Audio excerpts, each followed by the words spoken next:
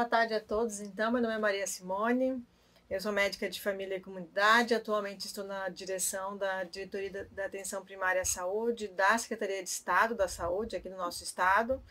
É uma grande alegria, um grande prazer estar aqui com vocês novamente para conversar sobre esse tema.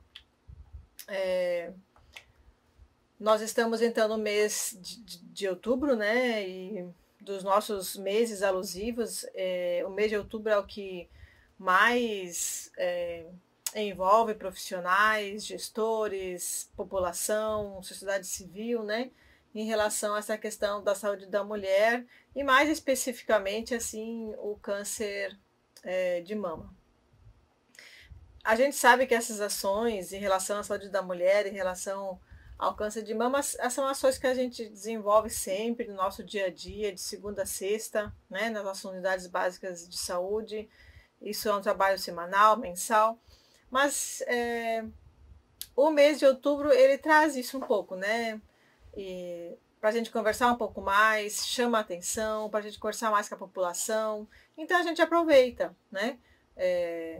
Aproveita esse mês, aproveita que as pessoas estão mais ligadas nisso e a gente aproveita para desenvolver ações e conversar sobre isso. Geralmente a imprensa fala mais sobre esse assunto nessa época, as mulheres procuram unidade básica nessa época e aí, consequentemente, a gente acaba desenvolvendo também algumas ações mais nesse mês, em relação à saúde da mulher, né? Então a gente faz nossos mutirões de preventivo, mutirões de mamografia, educação em saúde, enfim. Esse ano, o Ministério da Saúde a Secretaria de Estado, esse ano, ela segue o mesmo slogan do Ministério da Saúde, né? Que eles lançaram, então, Câncer de Mama Juntos Sem Medo, né? Nós achamos muito interessante esse slogan, por isso que a gente também tá usando. Juntos Sem Medo. Juntos, nós todos, né? Nós, servidores, profissionais de saúde, sociedade civil, gestão, né?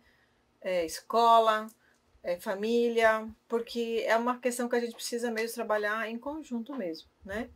Tem que ser junto. E sem medo porque justamente para a gente conversar sobre isso, né? Tirar as dúvidas das mulheres, desmistificar o câncer de mama, desmistificar a mamografia, o tratamento, né? O medo que as mulheres têm tanto de investigar, né? De não se submeter à investigação, ou até daquela mulher que percebe que tem uma alteração e tem medo que seja alguma coisa e aí não vai mesmo. E aí acaba indo assim num estágio avançado da doença, né? Então, esse aqui é a arte que a gente fez para esse ano, né? Do mês de combate ao câncer de mama. Bom, o câncer de mama, ele ainda é o tipo de câncer mais comum entre as mulheres no mundo e no Brasil, isso não é diferente, ele vem depois do câncer de pele não melanoma. As estatísticas têm aumentado, têm indicado aumento da sua incidência em todo o mundo, né? Isso não é só de Santa Catarina, não é só do Brasil, é no mundo inteiro. E isso tem muito a ver com o envelhecimento da população, né? A população está envelhecendo e isso vai aumentar, consequentemente, a incidência de vários tipos de câncer, inclusive o de câncer de mama. E no caso do câncer de mama, existem vários tipos também, né? Alguns tipos evoluem de forma rápida, outros não, então a gente vai conversar um pouquinho mais para frente que isso é muito importante no câncer de mama, né? A gente costuma dizer que a gente não pode olhar o câncer de mama do mesmo jeito que a gente olha o câncer do colo do útero. E às vezes a gente tem a tendência de fazer isso, porque são os dois rastreamentos que nós temos para a saúde da mulher, né? A gente rastreia câncer do colo do útero e rastreia câncer de mama. E por serem esses dois cânceres que a gente rastreia, às vezes a gente tem a impressão que eles são parecidos, e não são, eles são bem diferentes, tá? Tanto em formas de evolução, de incidência, prognóstico e de rastreamento. E da mortalidade por câncer, em Santa Catarina, saiu agora, né, o boletim do câncer da DIV, né? E é a primeira causa também, né? A principal causa de morte por câncer feminino em Santa Catarina é o câncer de mama com 35%. Eu trouxe aqui só para a gente ver o número de óbitos por neoplasia no câncer de mama, né? Eu peguei dados desde 2000 até 2016 e ali embaixo a atualização do ano de 2017, né? Então a gente percebe que ao longo dos anos aumenta a incidência por câncer de mama, aumenta o número de casos de óbitos de mulheres por câncer de mama. E aqui então eu trouxe a taxa, tá?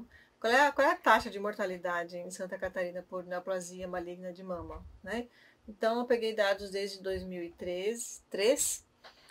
No gráfico, até 2013, é a última pesquisa do IBGE, né, que fez a contagem da população por sexo. Aí, em 2014 até 2017, eu fiz o cálculo pela população estimada, tá? Mas a gente percebe que depois, ali 2014, a gente percebe que a mortalidade ela tem aumentado também, tá? E tem aumentado bastante. E a nossa mortalidade, se a gente comparar com a região sul, que eu botei embaixo no slide, a nossa mortalidade é maior do que a região sul. Aí ali eu coloquei só 2013, tá? Eu não consegui atualizar para 2017, região sul e Brasil. Mas já em 2013 já era maior, isso provavelmente se repete ainda hoje.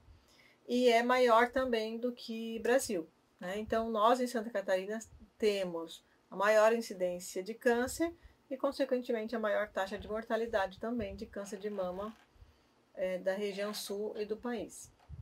São vários fatores que estão relacionados a isso, nós não sabemos todos ainda, os estudos ainda não conseguiram identificar se é maior identificação, população mais velha, se tem alguma coisa a ver com a imigração, né? A gente não consegue ainda ter isso muito claro, mas a gente sabe que a maior taxa de incidência é aqui. E fora da região sul, o estado do Rio de Janeiro também é um estado que tem uma das maiores incidências do Brasil. E eu trouxe aqui uma parte que tem muito a ver com a nossa prática do dia a dia, né? O nosso papel na atenção básica, que é do rastreamento, né? Esses dados aqui que eu botei na primeira tabela aqui, a fonte é CIA, tá? Eu botei ali SUG, SES, né? Mas a fonte que eu utilizei é o CIA, que é o Sistema de Informação Ambulatorial, tá? No próximo slide eu vou trazer um pouquinho a questão do Siscam, tá? Mas a gente ainda não consegue, pegar um sistema de informação único, porque os sistemas de informação ainda não batem. O que está no sistema ainda é diferente do outro, tá? Mas vendo então o Sistema de Informação Ambulatorial, o CIA, né, que pega o número de mamografias realizadas, né, pega por procedimento, ele só vai contar as mamografias realizadas nas mulheres nessa faixa etária, que é a faixa etária preconizada. Se vocês fizerem mamografia numa faixa etária fora dessa, ele não vai contar para o cálculo, tá? E aí a gente vê assim a nossa cobertura que ela ainda é baixa, né? Deu uma melhorada em 2017 e está, né, 60%, 2018 55%, mas já está bem melhor do que foi até 2016. Nós, ao longo do tempo, a gente tem conseguido aumentar a cobertura pelo rastreamento do câncer de mama. E aí embaixo aqui só um lembrete assim para a gente ver como é que a gente faz o cálculo do indicador, né? Nesse caso, usando CIA, a gente está usando o número de mamografias nessa população da faixa etária, dividido pela população feminina, dividida por 2, porque é a cada 2 anos que a gente faz, né? Então, por isso que a gente divide a população feminina por 2, tá? Nesse slide aqui, que a gente entrou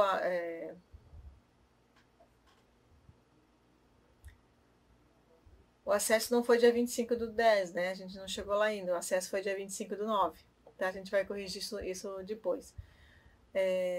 Só para a gente ver como é diferente o dado do CIA para o Siscam, tá?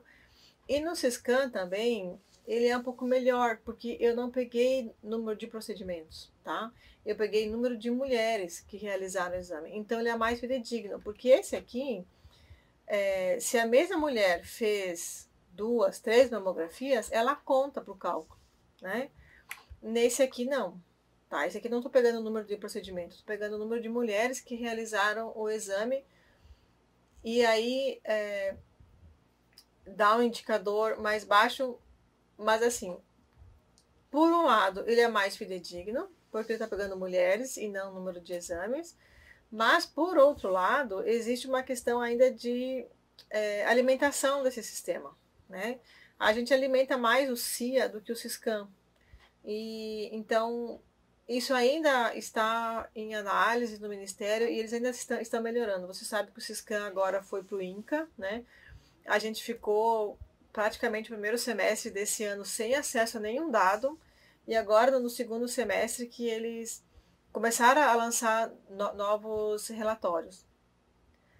Mas está muito interessante, assim, porque agora eles estão realmente trabalhando esse sistema de informação. Então a gente acredita que para os próximos anos isso vai melhorar bastante. E aí a gente vai conseguir ter uma ideia melhor mesmo de afinal como é que estão os nossos indicadores, tá?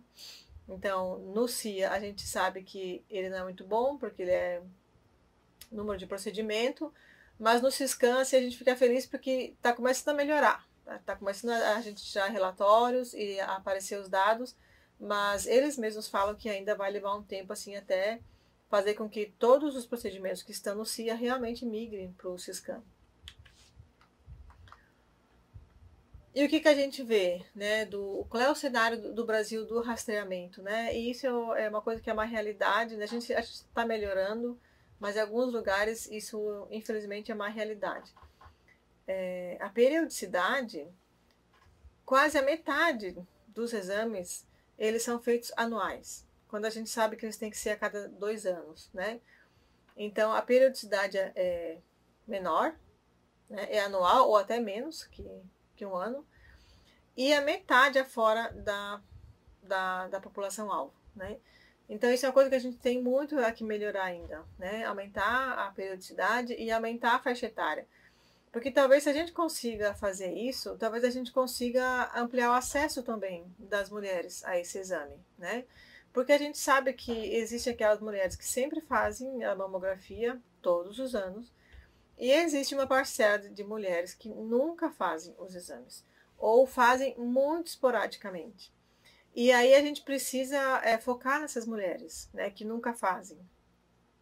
E às vezes vale mais a pena a gente tirar uma agenda semanal nossa que a gente tem de coleta, né, de consulta para fazer a mamografia e fazer uma visita, fazer uma busca ativa naquela mulher que nunca fez, né? Mas assim, a gente está melhorando, tá? Em 2012, mais ou menos 52,8% das mamografias eram realizadas na faixa etária, né?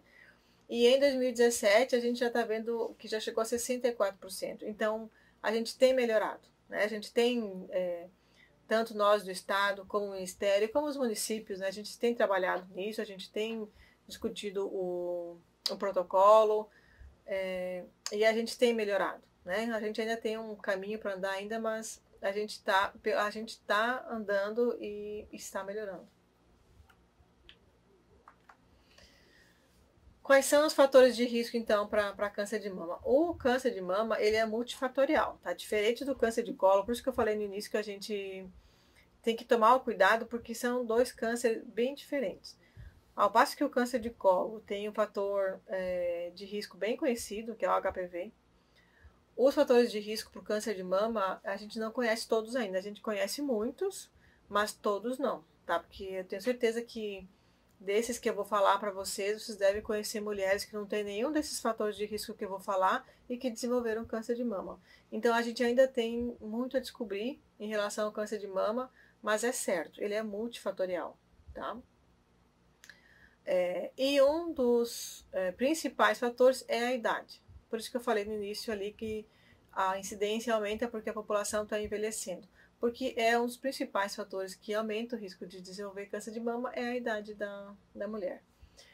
Eu separei então, nós temos os fatores endócrinos ou relativos à história reprodutiva, então nós temos a questão da menarca precoce, da menopausa tardia, da primeira gravidez após os 30 anos, da nuliparidade, E temos também a terapia de reposição hormonal pós-menopausa, especialmente por tempo prolongado. Esse tempo prolongado eles colocam maior que 5 anos. Nós temos também os fatores comportamentais, que são os de ambiente, né? Que é a bebida alcoólica, né?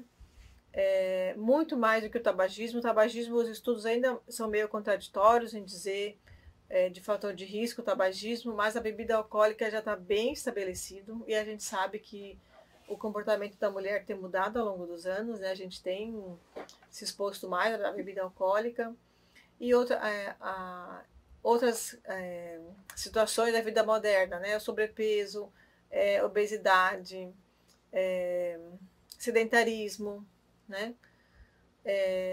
Um outro fator que eles colocam ali é a exposição à radiação ionizante. Essa radiação ionizante que eles falam são os raios-x de tórax, são as mamografias, principalmente as mamografias.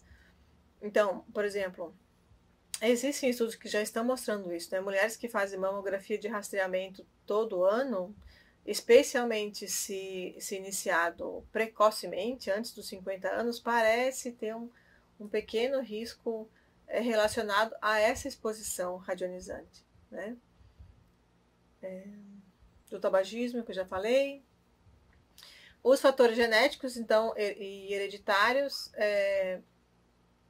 os estudos mostram, assim, de 3 a 10% dos casos serem genéticos, tá? A grande maioria, então, não tem relação com fator genético ou hereditário, né?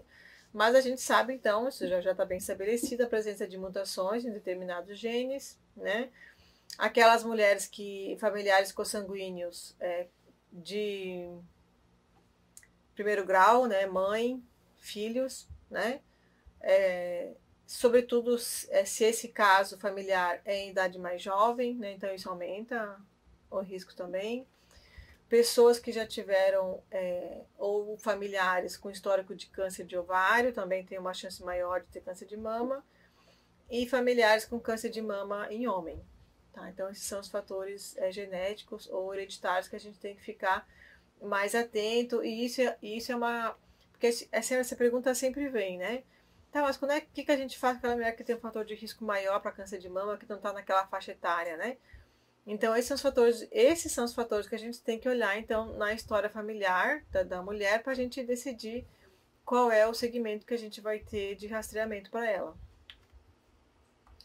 E na prevenção, né? Será que é possível reduzir o risco de ter câncer de mama, né? Essa prevenção é o que a gente chama de prevenção primária, né? Que é aquela que evita a ocorrência da doença. E essa prevenção primária é quando a gente busca estratégias para redução da exposição daquela mulher aos fatores de risco, né?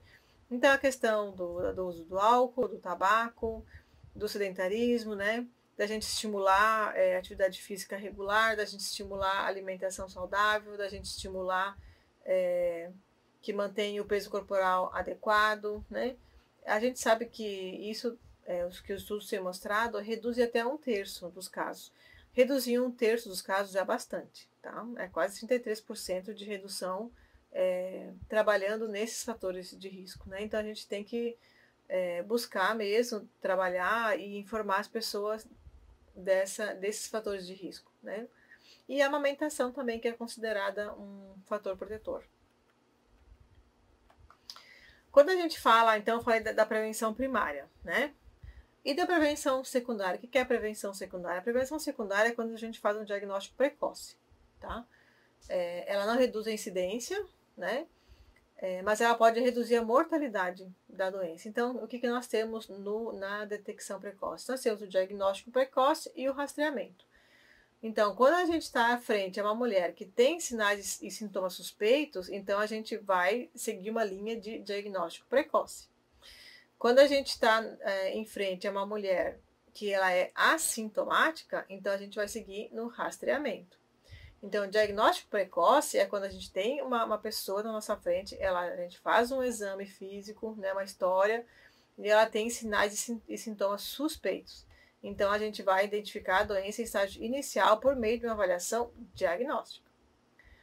Quando a gente está em frente a uma mulher assintomática, essa que a gente convida para vir fazer os exames, né, a gente faz um rastreamento, que é a aplicação sistemática de um exame para identificar uma normalidade sugestiva de câncer numa mulher que não tem sintoma nenhum.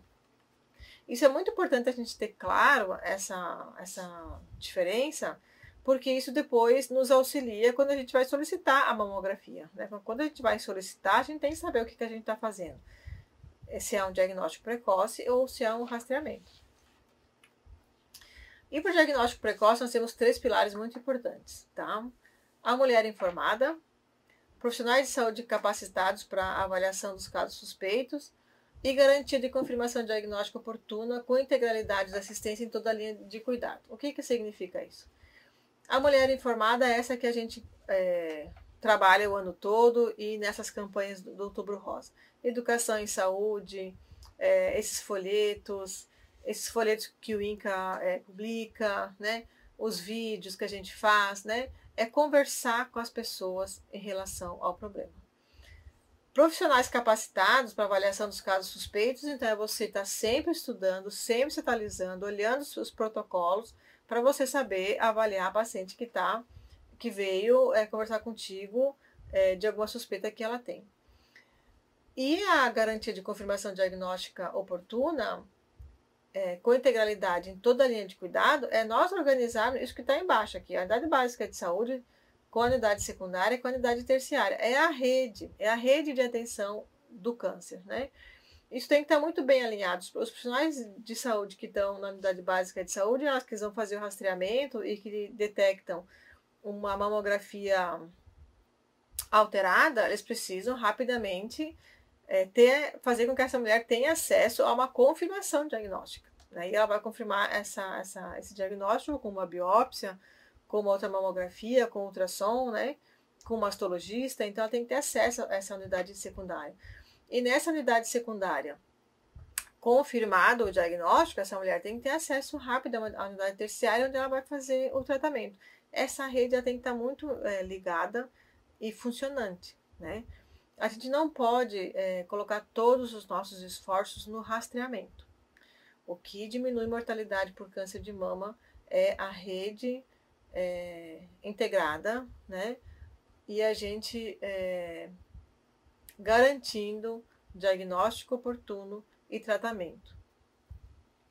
Então aqui só um slide sobre rastreamento, né? Para a gente lembrar que o rastreamento a gente faz em pessoas sadias, pessoas sem sintoma nenhum, que vêm para procurar, né? Para fazer o seu exame para ver se tem alguma coisa, né? E a gente só faz rastreamento quando a gente tem certeza que esse exame vai diminuir a mortalidade pela doença que a gente está rastreando. Se é um exame que não diminui a morte por aquela doença, a gente não tem por que fazer. Por isso que a gente não sai rastreando as pessoas de todos os tipos de doença, que às vezes é uma fantasia que as pessoas têm e vêm consultar com a gente, querem fazer um check-up, porque querem ver de tudo, né? Infelizmente, a gente está muito longe disso. A gente só faz rastreamento quando a gente tem certeza que aquele procedimento diminui mortalidade. Senão, a gente não faz. Quais são as estratégias de rastreamento? Então, nós temos o rastreamento oportunístico e organizado. O oportunístico é aquela mulher que chega por uma outra situação na unidade e a gente oferta para ela a mamografia. E o organizado, que é o que a gente quer falar que é o melhor, né? Que tem os melhores resultados, tem os melhores custos, é quando a gente organiza isso. É quando a gente tem na nossa unidade básica de saúde a listagem das mulheres naquela faixa etária, os ACS têm essa listagem, eles têm esse controle, eles sabem quem elas são, e a gente chamar as pessoas, ter esse monitoramento, esse controle de quais são as mulheres que estão na faixa etária. Quem não fez ano passado tem que ser chamado esse ano para fazer, né? No ano que vem chamar as outras.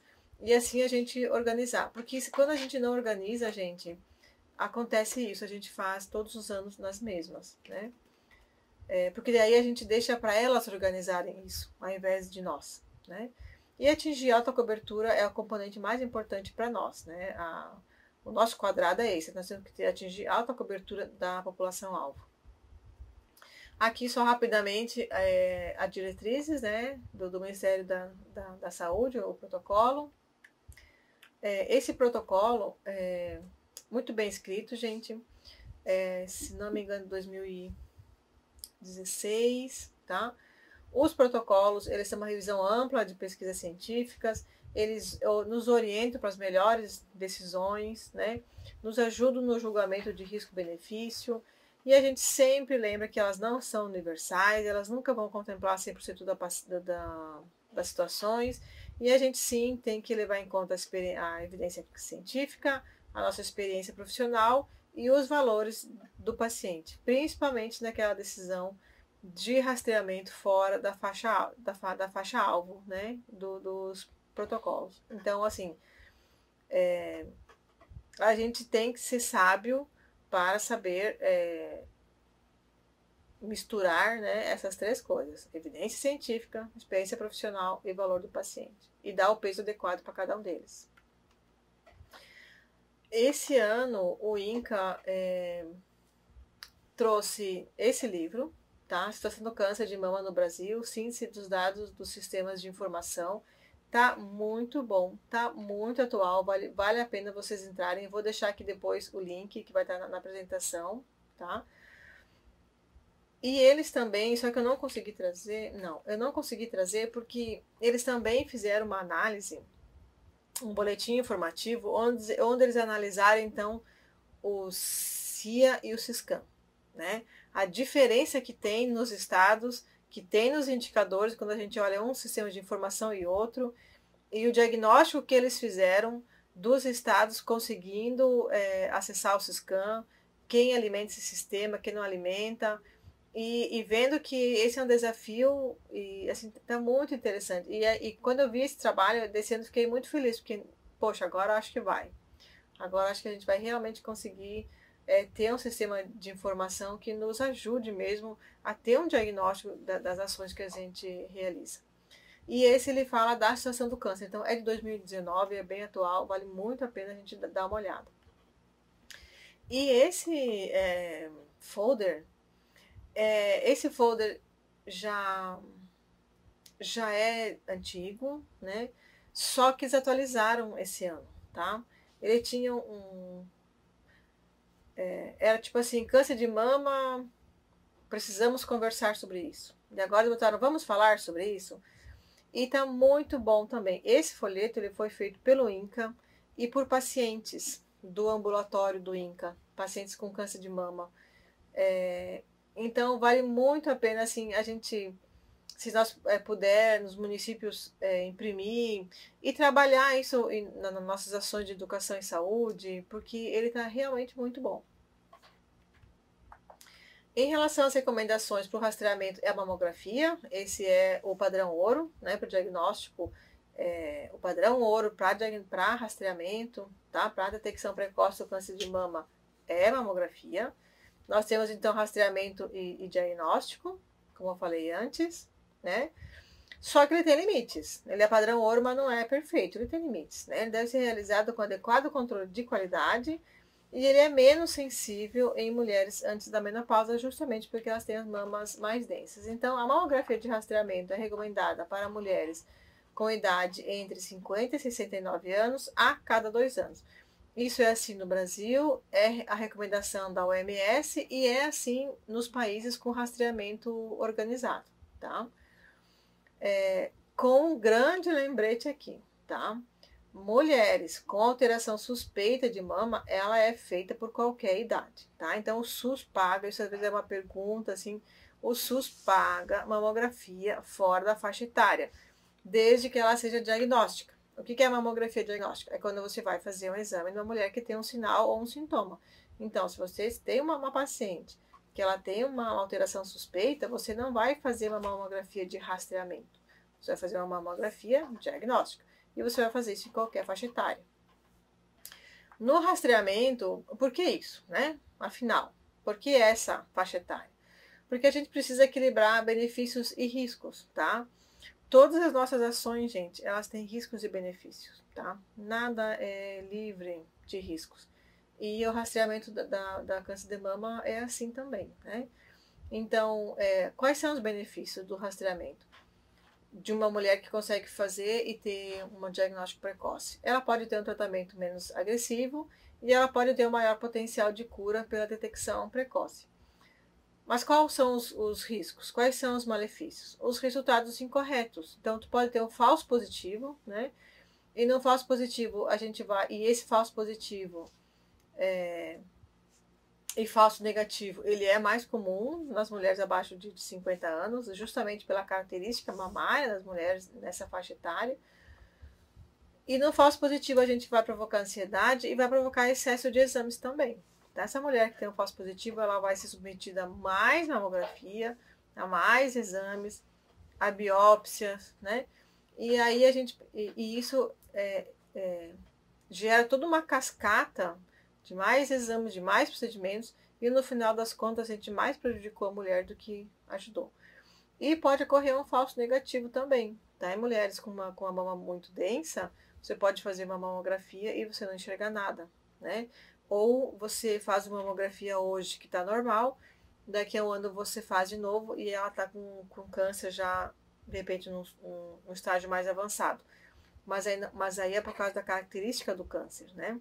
O que diminui a mortalidade do câncer de mama não é só o tamanho da lesão na descoberta. A mortalidade está muito ligada ao tipo de câncer que ela desenvolve, né? Então, tem mulheres que detectam o câncer no estágio bem precoce e tem um mau prognóstico, mas é por causa que o tipo de câncer tem um mau prognóstico. Ao passo que tem aquelas mulheres que detectam o câncer já numa lesão grande e tem um bom prognóstico, porque o tipo de câncer dela é de crescimento lento e com menor taxa de mortalidade.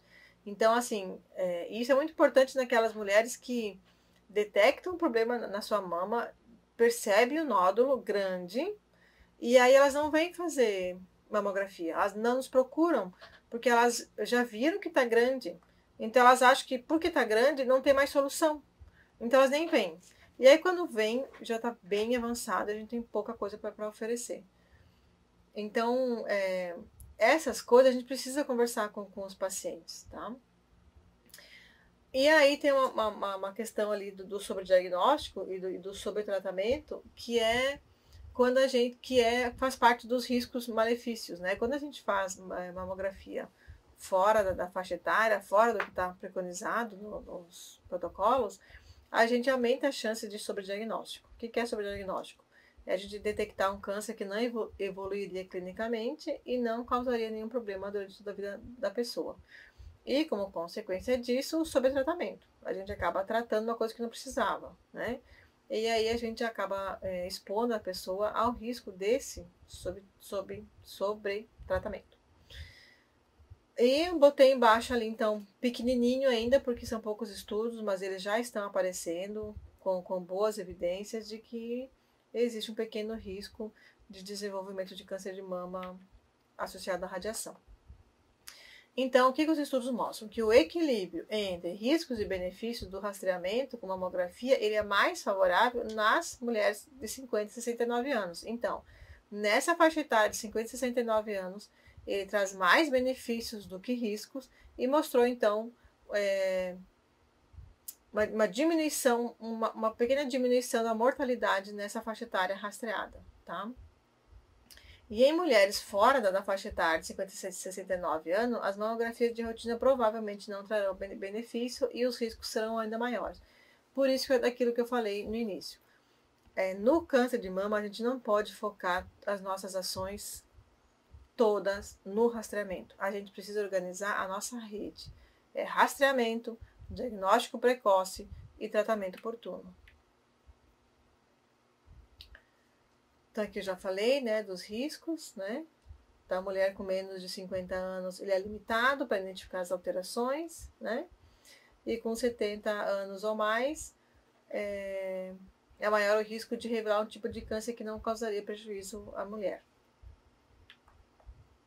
E quando a mulher tem risco elevado de câncer de mama, daquilo que eu falei no início da apresentação, né? Então, aquelas que têm alteração genética, né? Daqueles lá que eu coloquei no início. Os protocolos, de maneira geral, não falam disso, tá? O que você faz quando a mulher tem um risco elevado de câncer de mama? Então, a recomendação converse com seu médico. Então, conversando com o médico, essa paciente o médico vai colocar toda essa situação de risco-benefício, vai ver a história familiar, né?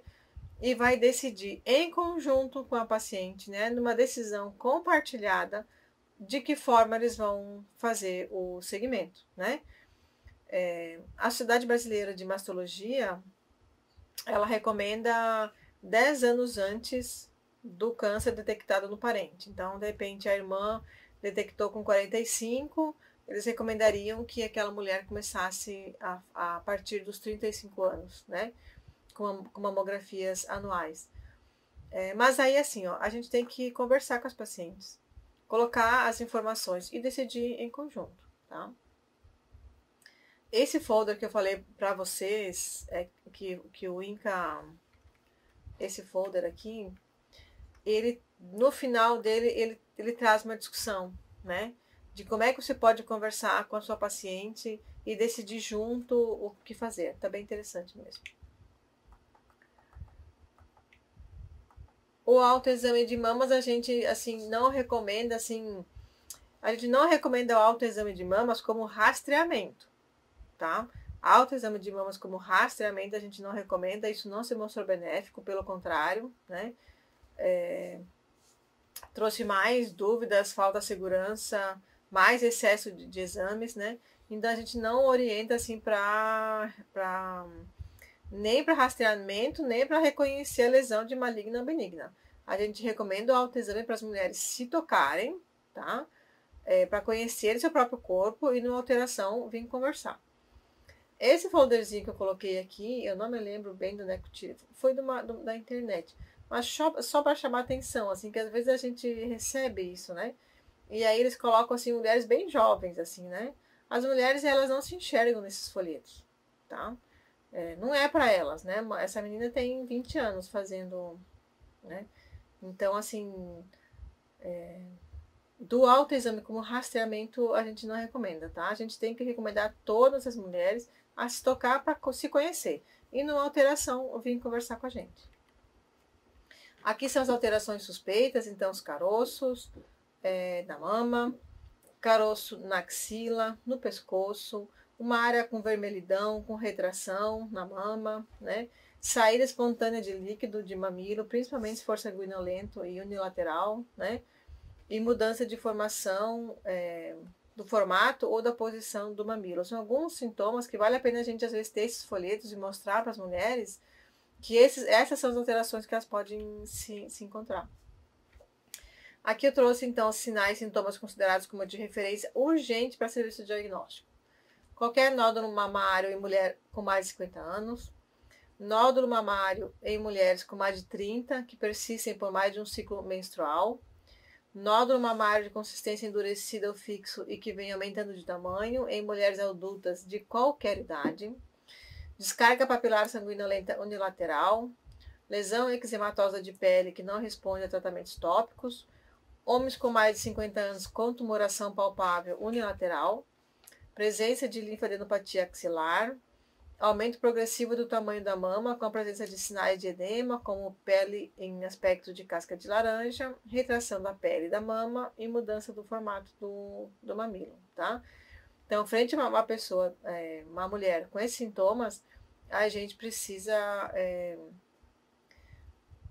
ou referenciar para o serviço diagnóstico ou ligar, né, acionar a sua rede, porque essa mulher ela precisa ter acesso rápido ao exame. Então, nós temos muito ainda a conquistar, a mulher informada. Nós temos a questão do controle da qualidade do rastreamento, a adesão às recomendações de rastreamento pelos profissionais, a decisão compartilhada, né? A priorização de estratégias para casos sintomáticos e também os cuidados paliativos, que às vezes a gente esquece e que é muito importante em várias situações, né? E no câncer de mama também. Aqui as referências bibliográficas que eu usei. As que eu não botei aqui, eu coloquei direto na apresentação, os links. Era isso. O pessoal de Benedito Novo, a Joseli, ela fez uma pergunta sobre faixa etária.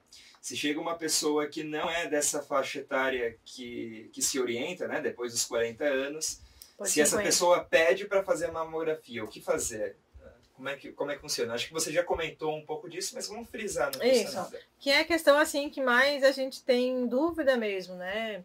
Frente a uma pessoa que está fora da faixa etária. Olha, a decisão é compartilhada, tá? Não é assim, não pode fazer de jeito nenhum. Não é isso. Mas não pode fazer assim para todo mundo, né? E sem conversar e sem saber o que está fazendo, tá? Então depende. Se essa mulher fora da faixa etária, ela tem algum sintoma, algum sinal, você fez o exame físico, assim, a gente não deve fazer mamografia sem examinar a paciente, tá? Jamais, gente, nunca façam isso, porque às vezes ela vem para fazer um rastreamento e a gente faz o exame e a gente palpa o nódulo e ela simplesmente sai do exame de rastreamento para entrar para o exame diagnóstico, tá? Isso é fundamental. Então, se essa mulher abaixo de 50 anos, ela tem algum sintoma, algum sinal, ou você examina e ela tem o sintoma, ela vai fazer com certeza, tá? Com certeza. Porque daí não é um rastreamento. Tu vai fazer uma investigação, você examinou ela tem um problema e você quer saber o que é. Então você vai iniciar todo um processo diagnóstico para saber o que alteração que é aquela. Naquela mulher que não tem nada, né? Mas ouviu na mídia, porque tem muito na mídia isso, a gente escuta muito isso e a gente ainda não venceu isso. Tem muitos profissionais de saúde que falam a partir dos 40 anos, né? Mas se você vai nos protocolos, se você vai nos estudos científicos, fala a partir dos 50, porque a partir dos 40 a 50, os estudos mostram, são claros em mostrar que não diminui mortalidade. Então, lá no início que eu falei, a gente só vai rastrear porque a gente sabe que diminui a mortalidade. Se não diminui a mortalidade, é uma coisa que não tem sentido fazer. Mas a gente sabe que tem essa questão da mídia, a gente sabe que ainda tem muita desinformação, isso ainda no próprio meio médico ainda as opiniões variam, né? Então, se essa mulher vem, não tem sinal, não tem sintoma, e mesmo assim ela quer fazer, eu acho que é ter o papel de profissional conversar com ela do porquê que ela quer fazer, né? Será que ela acha que aquilo realmente é importante, vai salvar a vida dela? É porque ela acha que ela precisa fazer? Ou ela está em dúvida, né? Aí vai a você de você informar para ela do porquê que não é orientado nessa faixa etária. Mas tem aquelas que mesmo orientadas, né? Teve uma vizinha com câncer de mama e era jovem, ou uma prima, uma tia, né? Um parente distante que teve câncer de mama, vai da avaliação do profissional com a paciente, né?